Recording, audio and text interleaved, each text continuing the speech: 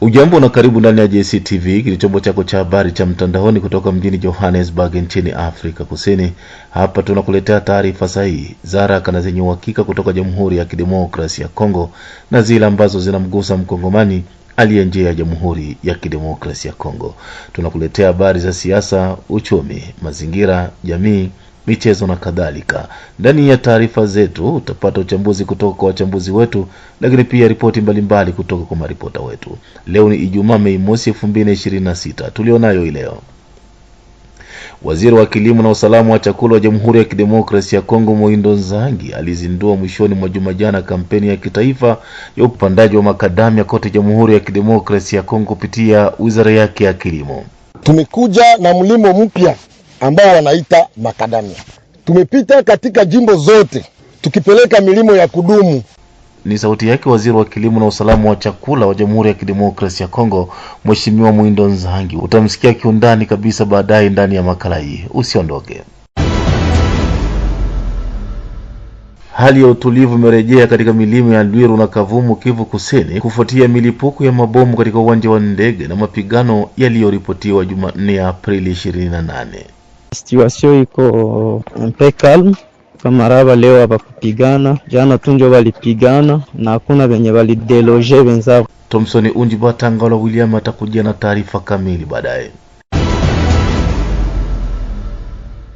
Na serikali ya Jamhuri ya Kidemokrasia ya Kongo imetangaza kuanzisha kikosi maalum cha ulinzi wa migodi kitakacholinda migodi pamoja na mnyororo mzima wa uzalishaji na usafirishaji wa madini. Hiyo mpango wa serikali ni mpango mzuri sana.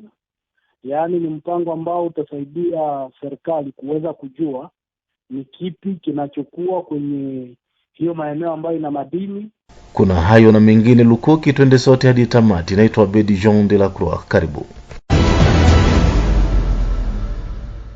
Hali ya ukosefu wa usalama katika maeneo yanayokaliwa na waasi wa M23 bado ni tete. Ramadhani Kahambo na ripoti kamili. Kaya kadhaa ziliathiriwa na uporaji na vurugu wakati wa uvamizi wa watu wasiojulikana wenye silaha ambao ulitokea usiku wa Jumanne hadi Jumatano April 29 katika kijiji cha Kishonja huko Buado katika eneo la Masisi, Kivu Kaskazini.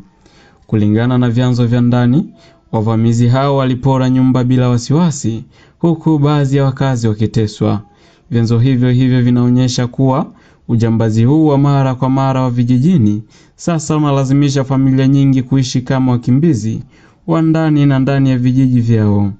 Vyanzo hivyo vinaonyesha kuwa ujambazi huu wa mara kwa mara wa vijijini sasa unalazimisha familia nyingi kuishi kama wakimbizi wa ndani ya vijiji vyao kutokana na ukosefu wa hali ndogo ya usalama. Shambulio hili la Kishonja lilitokea saa 24 tu baada ya uvamizi mwingine wa silaha uliorekodiwa jioni ya Jumatatu tarehe 27 katika uwanja wa shule ya msingi ya Witemsepake iliyoko katika mji mkuu wa eneo la Masisi. Uhamisho mkubwa wa vyanzo vinavyothibitisha vinaripoti kwamba karibu kaya 100 kutoka wilaya ya Birere na Kempisayo zilipata hifadhi huko baada ya kukimbia mashambulizi ya silaha katika vijiji vyao. Wakiwa wamekaa katika tovuti hii kama watu waliohamishwa, familia hizi zilitarajia kufaidi kutokana na ulinzi wa jamaa. Hata hivyo, wakishangazwa na watu wenye silaha, waasiriwa hawa waliporwa tena mali zao zote, ikiwa ni pamoja na mbuzi, kuku, bata mzinga, pesa na nguo. Mashambulizi haya ambayo mara nyingi yanaambatana na moto wa silaha ndogo hudumisha hali ya hofu ya kudumu katika eneo la Masisi. Ingawa eneo hilo liko chini ya udhibiti wa AFC M23, vikundi vingine vyenye silaha vinavyojulikana kama wazalendo pia vinafanya kazi huko. Vizuizi haramu vyanzo kutoka kwa jumuiya ya kiraia za mitaa vinahusisha uvamizi huu na baadhi ya vipengele vya makundi haya yenye silaha katika maeneo kadhaa, haswa Katoi na Hoso Banyungu, na vile katika maeneo ya machifu ya Bahunde na Bashali, ikiwa ni pamoja na Ufamando na Bashali Mokoto. Wapiganaji waliripotiwa kuweka vizuizi haramu katika vituo hivi vya ukaguzi. Wapita njia ukombolewa mara kwa mara, huku uvamizi wa usiku, uporaji na vitendo vya mateso dhidi ya raia vikiendelea kuongezeka na kufanya vijiji kadhaa kukaribia kutoweza kuishi. Hayo yanajiri wakati takriban kaya 19,000 za watu waliokimbia makazi yao wanaishi katika hali mbaya ya kutisha ya kibinadamu na afya katika mitaa ya Kikuku, Kiahala na Mirangi iliyoko katika kundi la Mutanda, Kichifu Bwito, eneo la Ruchuru, Kivu Kaskazini. Tahadhari hiyo ilitolewa hivi karibuni na mashirika ya ndani ambayo yanashutumu hali ya hatari kubwa. Kulingana na mashirika hayo yasiyo ya kiserikali, watu hawa walio katika mazingira magumu wamekimbia. Tangu Septemba 2025, mapigano ya silaha kati ya waasi wa AFC M23 na wapiganaji wa wazalendo katika vijiji vyao vya asili.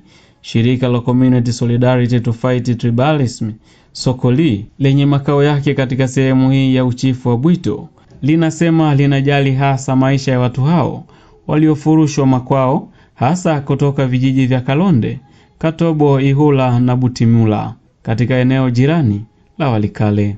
Wamewekwa katika kundi la Mutanda, eneo la Ruchuru. Watu hao wamekuwa wakiishi bila usaidizi wa kibinadamu na katika hatari kamili kwa zaidi ya miezi 8. Mwandishi wa muundo huu wa kibinadamu wa ndani, Clovis Kambale, anazindua ombi la dharura la usaidizi. Idadi hii inahitaji usaidizi wa haraka katika swala la chakula na bidhaa zisizo za chakula. Ni ripoti yake Ramadhani Kahambwe. Serikali ya Jamhuri ya Kidemokrasia ya Kongo imetangaza kuanzisha kikosi maalum cha ulinzi wa migodi kitakacholinda migodi pamoja na mnyororo mzima wa uzalishaji na usafirishaji wa madini.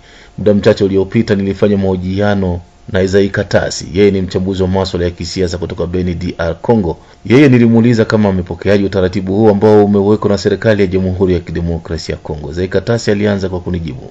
Hiyo harakati ambayo serikali imekamata, hiyo mpango wa serikali ni mpango mzuri sana. Yaani ni mpango ambao utasaidia serikali kuweza kujua ni kipi kinachokuwa kwenye hiyo maeneo ambayo ina madini na ni nini ambacho kinaweza kufanyika kwenye hizo maeneo. Lakini kwetu sisi gisi tunajua serikali ya Kongo gisi inavyotumika na mambo gisi inavyoendelea, mipango inakuwa mizuri sana na inaanzwa vizuri sana, lakini kuja kuitekeleza ndio inakuwa shida kubwa sana.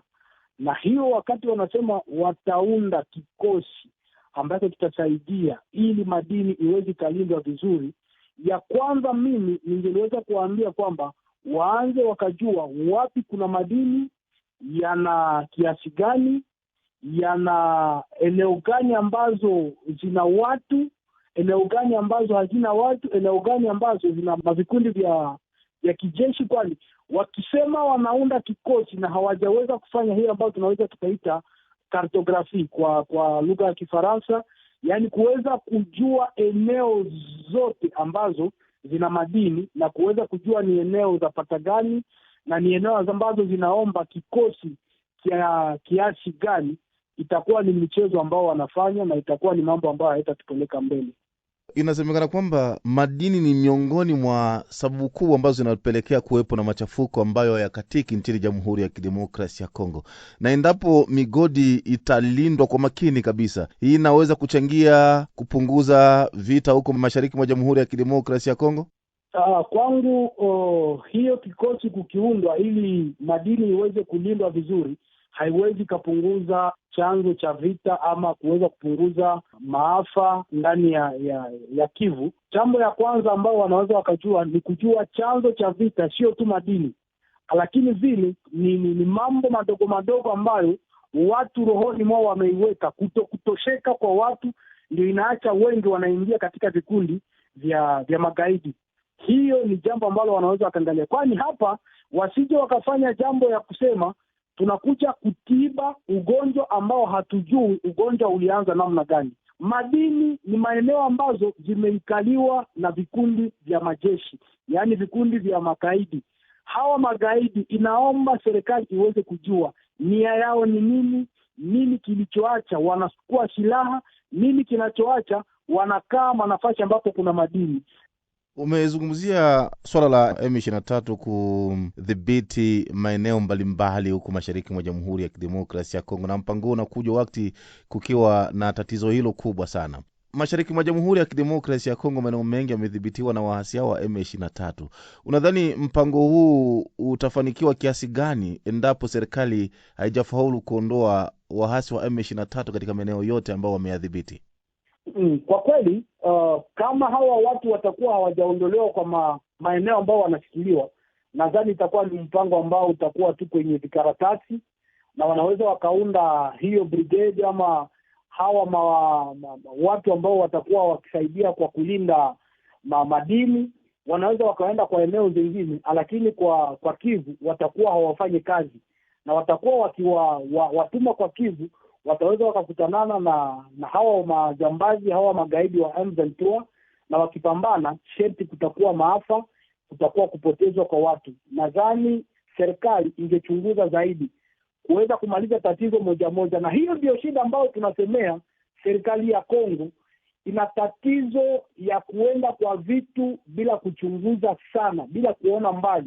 Inakamata hiki na hiki na hiki na hiki vyote na viweka fasi moja, na inapenda itembee na hivi vitu vyote kwa umoja. Ya kwanza ambao wanaweza wakafanya ni kusafisha haya mapori, ni kusafisha haya maeneo ambayo yana madini, kuweza kuikalisha amani ambayo inadumu. Kwangu wakisema watatembea jinsi wanavyowaza bila kutekeleza swali la amani, nadhani ni jambo na ambalo tunaweza tukasema ni ndoto, na hiyo ndoto nadhani haitafikia kiwango ya kuwa kweli kabisa. Ni Ezai Katasi huyo ambaye nilifanya naye mahojiano hivi punde. Na sasa moja kwa moja tuelekee mkoani Tanganyika. Huko tunaambiwa kwamba ukosefu wa usalama mjini Kalemi unaendelea kushuhudiwa, ambapo watu wenye kushikilia silaha za aina tofauti wanavamia majumba ya raia na kuibia mali zao. Zuberi Ali kutoka Kalemi ametutumia taarifa ifuatayo. Hali ya ukosefu wa usalama inaendelea kuonekana katika jimbo la Tanganyika, ambako watu kadhaa wanaendelea kuripotiwa kuuawa. Baadhi yao wanafariki kwa kuchomwa na mikuki wasafiri hapo kutoka mjini Kalemi kwenda matarafa mengine, na watu wasiojulikana ambao wanafika kuwanyang'anya mali zao. Hivi karibuni kumeripotiwa kuuawa kwa mwendesha pikipiki katika eneo za kilomita 50 alipokuwa akibeba abiria kuelekea maeneo ya Nyunzu. Katika mji wa Kalemi, vitendo vya unyang'anyi na uporaji katika majumba tofauti vinaendelea kushuhudiwa, huku raia ambao ni wahanga wa mambo hayo wanaendelea kutaabika. Nyumba kadhaa zinaendelea kushuhudia uporaji, unyang'anyi na hata vitisho vya kuuawa kutoka kwa watu walioshikilia silaha za aina mbalimbali zikiwemo panga, visu, marungu na hata bunduki za moto. Majumba kadhaa yameingiliwa katika mtaa wa De La Source katika kata ya Kalemi mjini Kalemi, ambapo waporaji wamekuja na kupora mali kadhaa. Waporaji hao wamefika kuingia katika nyumba ya mtumishi wa Mungu, ambapo walimlazimisha kutoa amana ya kanisa ili wapate kwenda nayo. Tumezungumza na mtumishi huyo wa Mungu ambaye ni mkahazi wa eneo la De La Source, na alikuwa na haya ya kusema asubuhi ya baada ya tukio. Kweli saa mimi nalamuka tuna ile pression, nikatupa macho nikaona batu nje, nikatupa macho tena nikaona polisi na arme yake anashimama kipande saba linitorshe, bakaona mule ndani vile nashimama, akasema pasere fungula. Nikabaambia tafungula kuko nini? Nikabaomba msamaha pale, nikabaambia bana mnihurumie mwende, nishina kitu, niko kwanza mkazi ya vitu vingine niko na waza hapa, mwache kwanza bila. Hapana, tunasema fungula, kama wakufungula tunakupika masasi. Zuma pale tulianza kukokotana nabo, wanaanza kumforce kufungula, akapika baada ya kwanza, ikaenda direct mpaka kule kukiumba. Nikaambia batoto mufichane na utoshe batoto bako hapa tubaone. Bashi bakaforce mulango kitu kia 20 minutes. Bakaingia, bakaniambia hatuna kenye tutakufanya hapa wala kukutatiza, tunafuata tu tupashie makuta ya kanisa tuende. Nikamwambia mishina na makuta, tatosha makuta wapi? Nasema no, shit tunafuata ni makuta ndio tunafuata hapa. Kisha wale polisi sana nilianza kudiskite, akaenda kule kwa rumwara kule, akaenda kubeba telefoni ya munene, akakuya akapika mule munyumba lisasi lingine, akasema kama hakutosha tunakuia hapa. Nikamwambia mishina leta kale ka telefoni ka kidogo, ndio wakabeba kale ka telefoni mlikuwa makuta ya kanisa, bakaenda.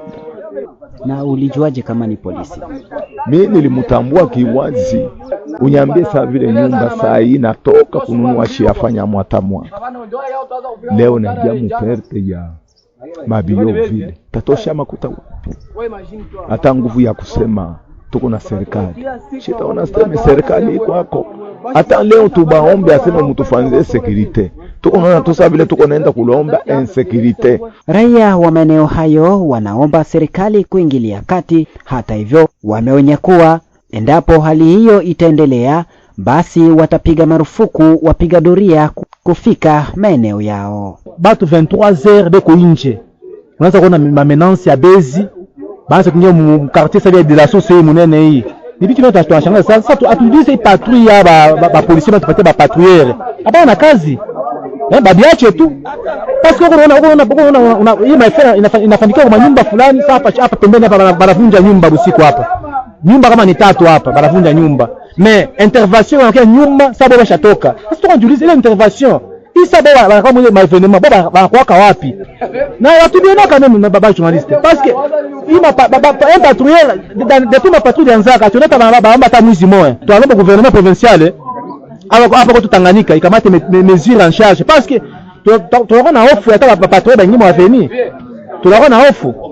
Tumeona wanajeshi wamefika hapa na wakasema kwamba miongoni mwa watu ambao wameshika ni baadhi ya watoto wa hapa. Ili mnalizungumziaje? Parce que mzee nilipaka na watoto ba hapa. Sasa baba watoto ba hapa masila baipata wapi? Kama ni ba hapa kwa Tanganyika ama de la source. Basi watoto wanapata mama. Inaonekana ni watoto wakaji na hata waambie sema leta hapa pako bezi. Hapa tafanya shurti. Utaona waomba leo desho na munjia. Na sasa watu wao shonta banakuleta problem. Banakufuata wewe ndio tuchontaka sie. Ona ni hivi. Ndio sirse leta peke afanye mashurti yake mais ba patrouiller au mwa avenue de la source tunakatala. Atupendi patrouiller mwa avenue yetu. Baende fasi nyingine mais tunakatala. Parce que basi bafanya patrouille buzi waonekana. Akiongea na GCTV, makamu kiongozi wa NDC Chumvi ya Kongo Biaisisa amekemea vikali hali hiyo na kuomba serikali kuingilia kati na kujua majukumu yake. Ndani ya manispaa ya komine ya Kalemi kumeripotiwa wizi wa watu ambao walikuwa wakishikilia silaha, na wale wezi walifanyikiwa kupiga masase mengi sana na wakaingia ndani ya nyumba mbili, moja ndani ya barabara ya Makala na nyingine ndani ya barabara ya De La Source. Na pale kuna ripotiwa kuibiwa pesa na vitu vingine vya samani. Ijapokuwa wakaji walikuwa vigilant, walijaribu kupaza sauti na kuita wasaidizi, lakini inaonyesha wazi kwamba wale ambao wangekuja kutoa msaada walikuja pia na retard, na wale wezi walikuwa wameshafanyikiwa kuiba zamani ndani ya nyumba zile. Ni kitu ambacho hatutachoka kukumbusha wakuu viongozi, maana kulinda raia na mali yake ni swala ambalo katiba inalikubali, na wanawajibu pia wa kufanya hilo swala wa kutulinda sisi raia na mali yetu. Maana kwa sasa ni wazi kwamba kuna kitu ambacho kinachanganya watu. Masasi yanapigwa kwa wingi na wale ambao wangekuja kuleta msaada wanakuja toujours na retard. Kwa kweli tunalaani visa hivi viwili ambavyo viliripotiwa, na tunaomba kwa raia pia kuwa vigilant, maana inaonyesha wazi kwamba wale ambao wangekuwa kwa ajili ya kutulinda sisi raia na mali yetu wanakuwa wanaonesha limite yao kwa ajili ya kutupatia sisi msaada. Ndio maana kila mtu ajue ya kwamba ana wajibu wa kujilinda na kujikinga na haya magenge ya hawa wajambazi ambao kwa sasa hivi wanajitukuza. Jimbo la Tanganyika ni miongoni mwa majimbo nchini Jamhuri ya Kidemokrasia ya Kongo ambapo uvamizi wa majumba mabarabarani yanaendelea kushuhudiwa jimboni hapa. Zuberali, GCTV, Kalemi. Ni ripoti yake mwandishi wetu Zuber Ali moja kwa moja kutoka Kalemi katika mkoa wa Tanganyika.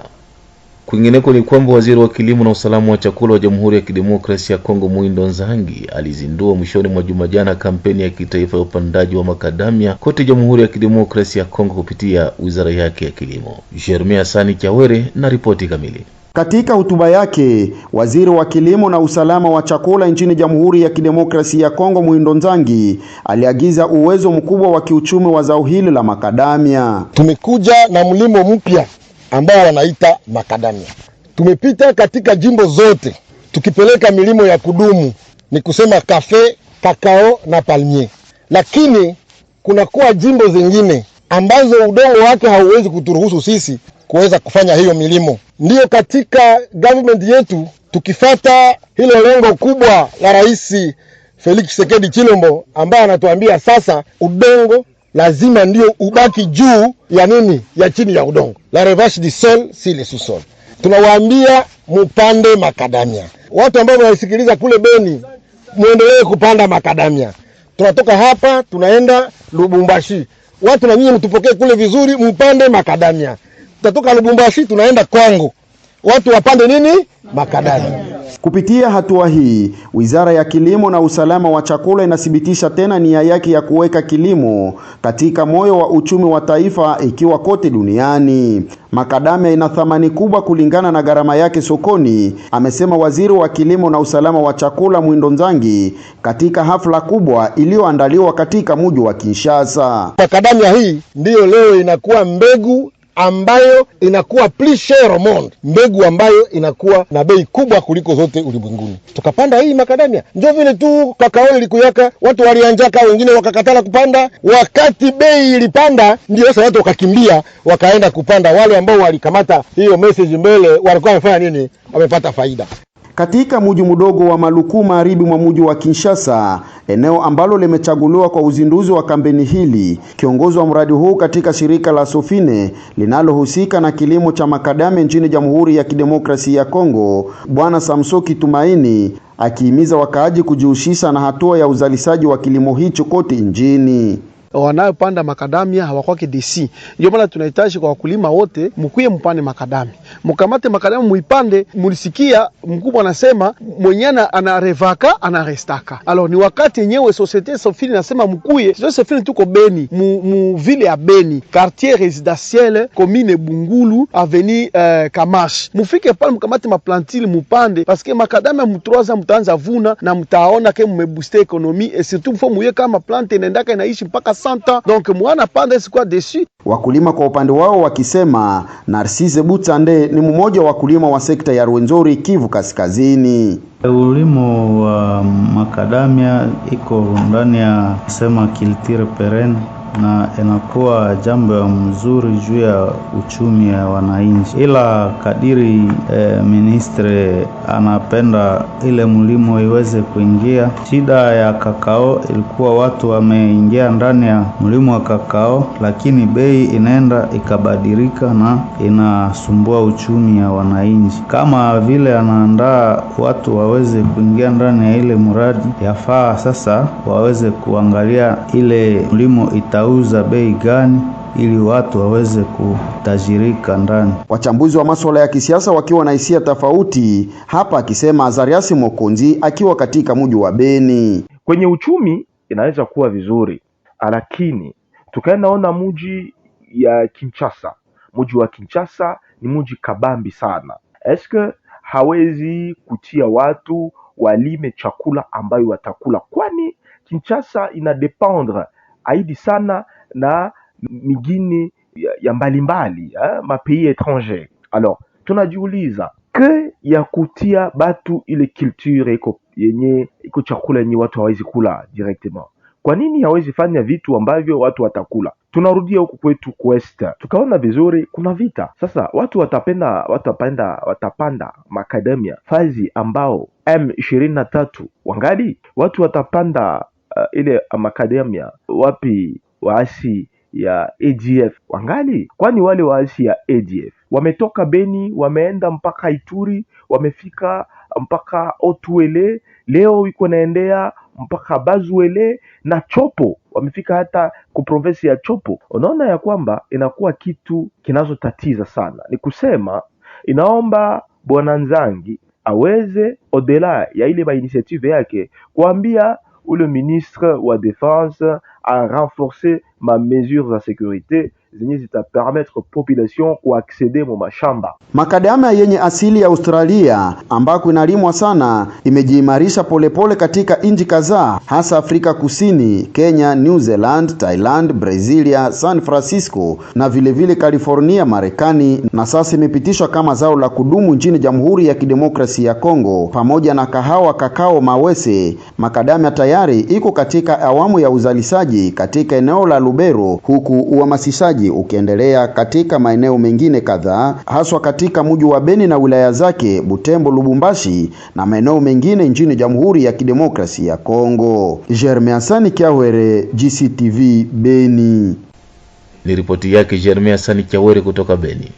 Na mwishowe kabisa, hali ya utulivu imerejea katika milima ya Lwiru na Kavumu, Kivu Kusini, kufuatia milipuko ya mabomu katika uwanja wa ndege na mapigano yaliyoripotiwa Jumanne Aprili 28. Thompson Undibata Ngalo William na ripoti kamili. Pikipiki, magari, soko, makanisa na shughuli zingine za kawaida ndani ya wanajamii zinaendelea vizuri tangu Jumatano Aprili 29 katika vijiji vya Lwiru na viunga vyake hadi Kavumu tarafani Kabare, mkoa wa Kivu Kusini, mashariki mwa DRC, kama anavyosema mkahazi huyu. Situation iko mpe calm. Kamaraba leo hapa kupigana, jana tunjo walipigana na hakuna venye walideloge wenzao. Hayo ni baada ya mapigano yaliyoibuka juma hili pa Kabulungu. Kabulungu ni kijiji kidogo kinachopatikana kwenye kilomita 8 kaskazini mwa Kavumu, kati ya wahasi wa M23 na wazalendo, ni juu ya Lwiru. Kijiji cha Lwiru kina umaarufu wa kitalii na kisayansi barani Afrika. Baba huyu ni mtalii ambaye anatoka kutembelea eneo hilo akiwa na uzuni ikiwa vita vya mara kwa mara vinaweza kuendelea bila kukomeshwa, huenda mahabara ya Lwiru hikaharibika. Huko hospitali ya hii tu ya nyama hii inagonjwa muli muparke, wanaileta wanaingiza muli, wanaiopere, wanaitunza, apre kupona wanabeba tena waende rudisha kuparke. Iko pale Lwiru, nishaiona na macho. Wanafuga samaki huko shamri kwenye kuko nyoka zenye ziko macho, iko muli kuku shamri kwenye kuku tu mandege zote aina za mandege wewe unakaushiwa na manyoa muko muli. Kuku shamri kwenye kuku mamifupa za kama naza batu, naza nyama, naza manyoka, maki maskeleti ya kila aina iko pale.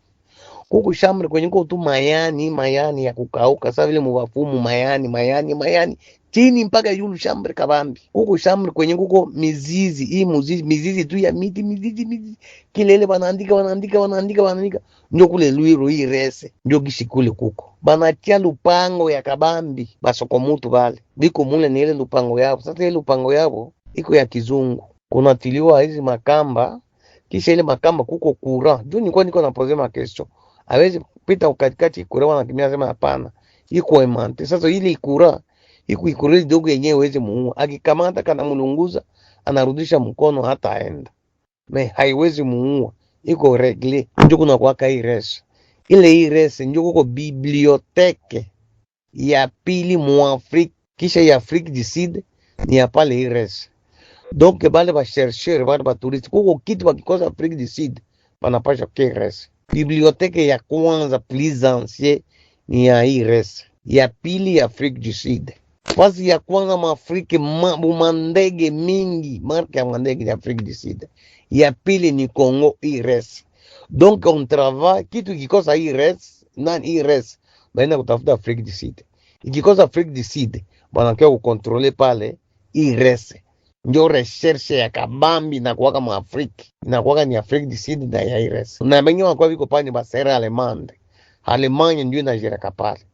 Uchunga huu tumapetit chimpanzé tuko pale twa mingi, tuko na bebeka na bamama banilipoka makuta kuzibeba kuikala nazo kumwili. Saa mtoto iko na saa ya kucheza na saa ya kubebewa na saa ya kuzalisha. Nilikuwa na yangu nikenda kia chakula bagarde parke wananyanganyaka baina peleka hii res banaitunza apre kutunza baende irudisha tena kule kwa mapori. Hali inayozidi kuweka wasiwasi ndani ya raia ni wahasi wa M23 kuelezwa kwamba wanakamata wanaume mjini Kavumu na pembezoni mwake, wakisema kwamba wanaume hao ni wazalendo au wanashirikiana na FRDC, jeshi la taifa. Tukio jipya ni la mwanamume mmoja wa mtaa wa Buliriko uko Kavumu mwenye umri unaokadiriwa kuwa miaka 30 na zaidi, ambaye ni mchuruzi wa pombe na mumiliki wa mashini ya kusaga mihogo, ambaye baba huyu alikamatwa na M23 na kubebwa kusikojulikana mpaka hivi bado hajarejea. Wanafamilia wanasema huko mtu wa mkartie huko jina yake Kabula, ule tunjo mwenye ba M23 balikuya kuwaleve usiku na 2h du matin na balimubeba, bana msipsone aseme yeye ni kolabora wa bazalendo, me hakuwake kolabora wabo, me bana kunywiyaka tu kwake bo na M23 na bazalendo banakuwa tu bote bako bana circule mu mwingine. Tukio hii inaelezwa kutokuwa ya kwanza. Ni baba wa matrantene d'années, ni mchuruzi wa pombe na ni mumiliki wa mule ya kusaga miogo. Ni kusema kumupeleka ni kaya zaidi ya 40. Taarifa zinaeleza kuwa kati ya wanaobebwa kuna wachache tu ndio wanahurudishwa na wengine hawarudi mpaka sasa, hawafahamiki wanapatikana wapi. Kuna wachache wanaorudi na wengine wengi hawarudi. Hali hiyo inaongeza zaidi na zaidi hofu na woga ndani ya raia. Hali hiyo inaongeza zaidi na zaidi hofu na woga ndani ya raia. Wakahazi wanaomba ba autorite lokal wenye banajere mungini baangalie gisi ya kumaliza ile hali, sababu wa raia wao kwa wao wanaanza kusingiziana na wengi kusingiziana uongo, eti huyu anatumika na hii kundi, eti huyu anatumika na hii, hadi kundi zote mbili zinaanza kuwinda wa raia. Wakuu viongozi wangeangalia kusimamia ile jambo, baitatue purke solution ionekane, na malgre hali yenye iko mekameme raia abakie na amani na usalama. Lakini upande wa AFC M23 wanasema kwamba hawamkamati mtu hasiyekuwa na hatia. Wanaokamatwa ni wale ambao wanashirikiana na wazalendo na FRDC, na FRDC na wazalendo wanaojificha kwa ajili ya kuathiri na kuzuru usalama wao, aidha wa maeneo wanaoyadhibiti. Machafuko maeneo hayo ya Kabare yalianza tangu siku ya Jumamosi weekend iliyopita, ndipo raia wa maeneo ya Chivanga, Businde, Kashusha na Nyamunyunyu walianza kusikia mabomu yakiripuka. Wamoja wakazani huenda ni wazalendo, wengine kufikiri ni jeshi la taifa. Kufika jioni ya Jumamosi hiyo ya wiki iliyopita, wananchi wamelala katika sitofahamu. Bomu moja iliyokuwa ikilenga upande wa kambi za zamani za FRDC, kambi ya Nyamunyunyu, inaelezwa kuwa bomu hiyo iliangukia katika uwanja mdogo wa mpira wa miguu kwenye kilomita kati ya 2 na 3 hivi kutoka kwenye uwanja wa ndege kuelekea upande wa mashariki kusini. Duru huru sema kwamba hakuna mwananchi aliyeguswa na mipasuko hiyo, ila mabaki ya vyuma vya mabomu ndivyo vilivyookotwa. Vyanzo vya mahali husema milipuko ingine miwili ikasikika Jumapili na moshi mwingi maeneo ya uwanja wa ndege. Kwa raia ikawa vigumu kujua kinachoendelea kwa kuwa tangu kambi ya kale ya MONUSCO hapo Kavumu kitokea kwenye njia panda hadi uwanja wa ndege ni maeneo yanayodhibitiwa na wahasi, yaki ikaliwa na askari wao. Mwendo wa saa 11 jioni ya Jumatatu ya Aprili 27, bomu nyingine moja ililipuka katikati ya mji wa Kavumu. Hii imesadikika kwamba ni M23 iliyoripua, na awali waliharifu mapema kwamba wataripua mabomu ambayo yalikuwa yakitegwa hovyo. Japo kulipuka huko, shughuli za kawaida zikaendelea na hakuna mkazi aliyeogopa au kukimbia, vyanzo vya wananchi vimeeleza. Wakati huo watoto 6 siku moja baadaye wakafariki na wengine wengi kujeruhiwa. Hawa waliokota vyuma na kuanza kuvichezea, kumbe zilikuwa ni bomu. Wazazi wa watoto walipopata taarifa hiyo walikuja upesi na kukuta tayari matumbo ya wanao yako nje. Walipelekwa wamoja haraka iwezekanavyo kwenye hospitali kuu kwa ajili ya matibabu, wamoja wakafia njiani na wengine papo hapo. Vyanzo vikaharifu kuwa 6 wamekufa na wengine bado wako kwenye hospitali kuu ya Bukavu kwa matibabu. Hali ya usalama eneo hilo bado ni ya kuweka mashaka. Kavumu kwa sasa kuna upande unaopatikana M23 na upande mwingine wa Zalendo. Donc hawezi hiyo mwingine inakuwa ya banani. Mwingine ni ya bote banaichangia tu. Banakunyia kwenye banapenda, banakulia kwenye banapenda. Raia wakitaji amani na usalama kurejea. Uvira, Thompson Unjibata Ngalwa William, JCTV. Na ni kwa ripoti ya Thompson Unjibata Ngalwa William, ndo mimi sina budi kufungasha. Tukutane wakati mwingine panapo majali wa Mwenyezi Mungu. Naitwa Bedi Jean de la Croix. Kwaheri kwa leo.